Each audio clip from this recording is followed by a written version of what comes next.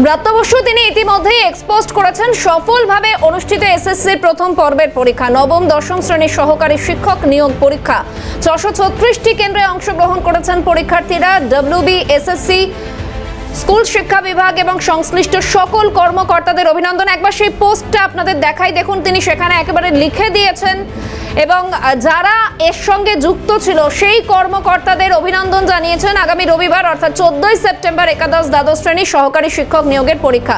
আর একটু বিস্তারিত আপডেট নেব, টেলিফোন লাইনে শান্তন রয়েছেন। শান্তন,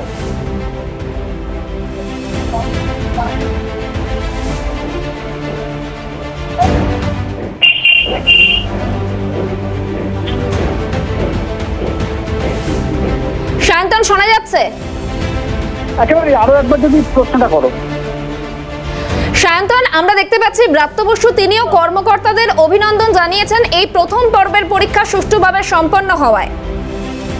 একেবারেই দেখো, শিক্ষা দপ্তর এবং নবান্নের তরফ থেকেও কিন্তু এই পরীক্ষার দিকে নজর রাখা হয়েছিল এবং শিক্ষামন্ত্রী তিনি কিন্তু সমন্বয় রেখেছিলেন এসএসসির সঙ্গে যাতে সুষ্ঠুভাবে এই পরীক্ষা সম্পন্ন করা যায়। এবং দেখা গেল পরীক্ষার পর তিনি একটি বার্তা দিয়েছেন সোশ্যাল মিডিয়াতে, সেই বার্তায় তিনি জানিয়েছেন যে সকলকে অভিনন্দন, তার মধ্যে যেরকম প্রশাসন রয়েছে এবং পরীক্ষার্থীরা রয়েছে এবং তার পাশাপাশি স্কুল শিক্ষা দপ্তর এবং যারা এসএসসি যারা কন্ডাক্ট করছে পরীক্ষা তাদেরকে অভিনন্দন জানিয়েছে।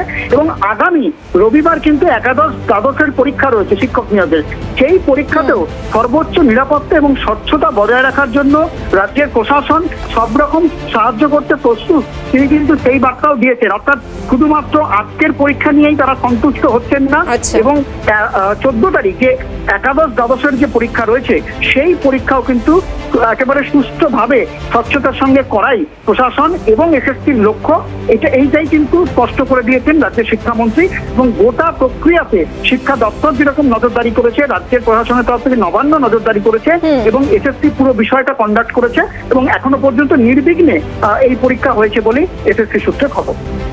ধন্যবাদ শান্তন।